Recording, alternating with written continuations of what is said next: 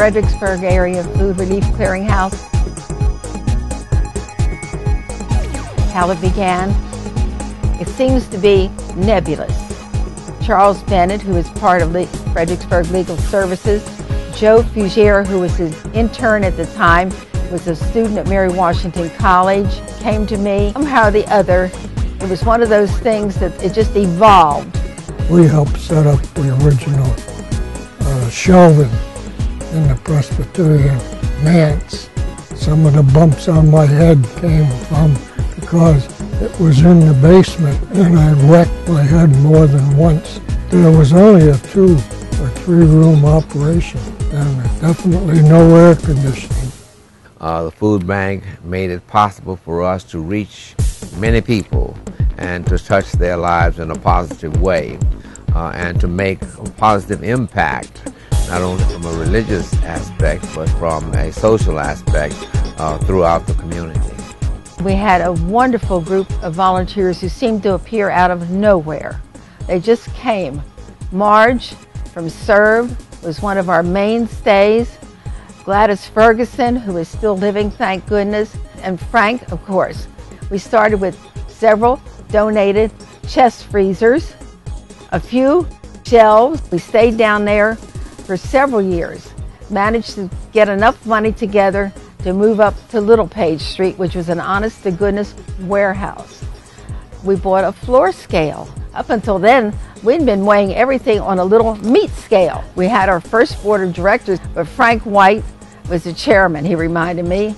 We had people like Ron Branscombe. I did have an opportunity to see the food bank start to grow, and I can remember some of the challenges that we had, problems with finding a place to put the refrigerator. And then I can remember as we had growing pains acquiring our first forklift, trying to train volunteers and people to use the forklift was a challenge. We had Paul Glancy, who has Paul's Donut Bakery. Those are the kind of people who just pitched in and gave me all kinds of help whenever I asked for it. When I finally decided it was time to leave, we hired another young lady who was able to take over. She did not last too long, and then Oya came in. I started volunteer at the location called Little Page Street. It was a very horrible warehouse in one way, but we used to get a lot more USDA product, and we had people really depend on that every month. In 1988, I first came to the food bank. I was applying at Serenity Home. I was a recovering alcoholic and heroin addict. The food bank provided nutritious meals for Serenity Home. After completing that treatment center, I went to the Mary Washington College, which is now the University of Mary Washington, and got a counseling degree. In 24 years of recovery, I've always remained a part of the Fredericksburg Area Food Bank, giving back to an agency that gave to me when I was in need. We had to move out a Little Page because they wanted to rehab the building to rent it to somebody else where they get more money. That was a part of a warehouse used by another business. We were kind of in the corner of that warehouse, and we didn't have any room to expand, move. We had no office. We didn't even have a bathroom. They gave us a little space to put one desk and some files to use there. So we suffered through all of that. With the other board members, we started to work on getting a building of our own and meeting some requirements to become a certified affiliated food bank. In 1994, we finally met all the qualifications required from us by Second Harvest and broke away from Richmond Food Bank, became certified affiliate food bank at Second Harvest. The affiliation with Second Harvest, America's Second Harvest, Feeding America is very valuable to a food bank. Because we are affiliated with this national agency, we are able to access tons and tons of food through national manufacturers like Kellogg's or General Mills or Nabisco. Feeding America has been extremely supportive in advancing the role of cause marketing. And so now there are many, many areas where you will find reference to Feeding America. And the local food banks get a portion of that. So that has really helped us. They help us in the area of reaching grantors and funders like the Walmart Foundation, where we've received trucks and funding to buy food. And it's a wonderful relationship that we have. It's a holistic relationship, and Feeding America is invaluable in support of this food bank. We finally was able to get a building of our own, which was located on 1327 Alum Spring Road. Moving to Alum Spring Road was a luxury for us. We had that building built, and it was 10,000 square foot. It had an office upstairs, another small meeting room, and one office downstairs. As we became more closely affiliated with the National Food Bank Network, America's Second Harvest, there was a push to change our name. And so we changed the name from Fredericksburg Area Food Relief Clearinghouse to the Fredericksburg Area Food Bank. And so that really becomes a term that more closely defines what we do. 1995, those years were really they were sort of sparse years for the food bank. I remember one time there was a time when we had a couple $100s in our checking account, and we had under $2,000 in our savings account. And it was payday because Oya and I were paid employees. We had about 6 paid employees at that point. And so we would say, okay, it's payday, but we don't have enough money to meet this payroll. What are we going to do? And so she said, well, look, she said, I'll hold my paycheck back and you hold your paycheck back, and we can hold Herbert's paycheck back. If we do all that, then we should have enough to meet payroll for the other 3 staff members. And then we're going to go to church and pray for the food bank. And don't you know that like on Monday of the following week, a check would come in the mail? So over the years, we've really had to sit down and strategize as to how we were going to keep this operation running. We needed to do more than just beg for money. We needed to be able to create a public awareness campaign in our community that would educate people as to what the needs were for the hungry, and how could you as an individual or you as a business here in Fredericksburg area help us. And so we started this by what they call direct marketing. And it's a system where you send letters to individuals or to businesses and let them know a little bit about what you're doing, and then ask them for a donation. One of our staff here at that time, Karen Sanford, seen that there was a grant available from Mazon. It was only for $7,500. She wrote it up and we got accepted, and it was a big celebration over that, our first one. But there was a condition with the grant. They said we had to raise matching funds.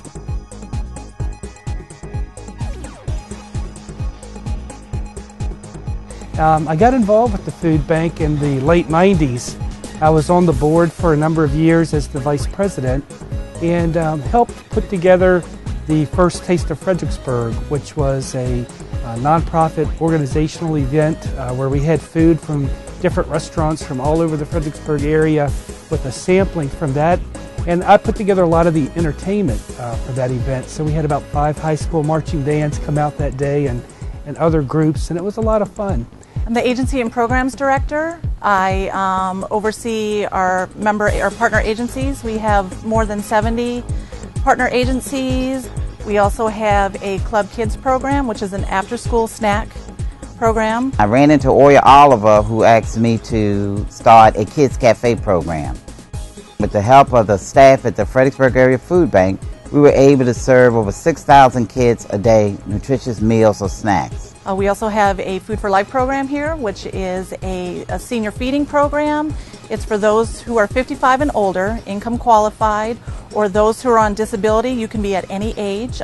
We have children as young as 2 on the program. We're serving about 1,700 individuals. We come to the food bank to get food to help in the centers that we have. We have one again in each one of the 4 counties in the city of Fredericksburg. You have so much more stuff to offer to the people. And like I say, if I go home, I got a pantry full of stuff. But when you go to them and you take 7 meals to them, they may not have not one meal in the freezer, and you put more in that. In 10 years, we way outgrew that building. We were so jammed up there. We were sorting food in the aisles between the racking, and after we sorted, we didn't have any place to put it. We were stacking everything anywhere. Due to all that confusion, we didn't even know what we had where, really. We had to go over every day to find out what product was still there. I came to the food bank in September of 2006. This was like an in-between jobs thing for me, but I decided, okay, yeah, I'll stay on until something else comes along, and it turns out I liked the mission so much, and the job was a different type of, atmosphere for me. I worked in warehouses that were for profit, but this was a non-profit to help people. There's something about hunger and people, it just pulls at my heartstrings, really, and I want to do as much as I can, not only to do my job that I'm getting, that I'm getting paid to do, but go the extra mile and the extra step, because I really believe in what the whole mission is here. It's been a big transition, learning all the different things that you have to learn about the food bank and the different positions that I've had. While I am still working with the volunteers, that's the most fun part. Learning about what we can keep and what we have to throw away, the conditions of product as they come in, the temperatures, and there's just so much to it. There could be no more fulfilling job than what I have, being in a position where you can give things to people that are in need. It's just a blessing every day to me to be able to come to work and be able to go home and see how blessed I am.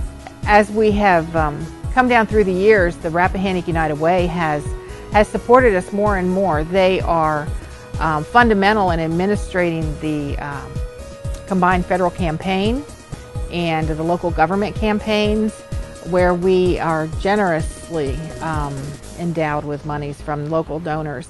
And they also, in the past couple of years, have started supporting individual programs. Right now they're supporting our Food for Kids program. We have 17 partner programs that are a part of the Food for Kids, and we're currently servicing 293 children, and that is kid-friendly foods that the children can take home with them on the weekend when free and reduced lunch is not available. We have a USDA program, and that's just additional food that you can get once a month. We have about 3,000 individuals that receive from that program a month. We also have a community garden. The summer of 2010, we started here with grant money with a company called Quinn Rivers. And it was about half this size. We used all different organic elements, newspaper, compost, a whole variety of different things. This year we've got in tomatoes and squash. We have watermelon, which is really exciting. Cucumbers are doing really well. Thanks to our fence this year, donated by a local Boy Scout doing his Eagle Project, we have been able to save a lot more produce this year than last year. On the first Saturday of the month, we usually have some volunteers out here in conjunction with the Food for Life pack. Since the building's open, it's really great to have other folks out and encourage them to be out in the garden. We find our volunteers from many different avenues. We have corporate businesses, a lot of schools, University of Mary Washington, high school students that are doing their National Honor Society. We also have a Learn and Serve, that's a high school program. They bring groups in. We get a lot of individuals too. And we also get some community service where they have to, complete some of their hours. We just started our volunteer database where volunteers will be able to go onto our website and register themselves. We do have some very dedicated volunteers that have been coming for many, many years. Well, I think one of the things, Brodus, that brought me to the food bank was the idea that we could be of assistance to people. I had no idea that there was so many people in Spotsylvania County and other counties that needed food. Until you're really intimately involved with it and have a hands-on experience, I don't think you get the full effect of what it means to really donate to the food bank. It's exciting to see the kids that come in, because obviously they're the future, and we need more children, young adults, and young people to come and volunteer.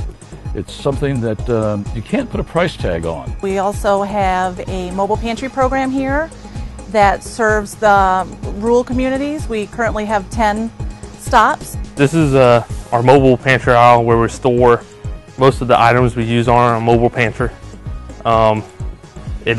We get most of our product now from grants, and then we go out and buy the product that we think would be great for the people in our area.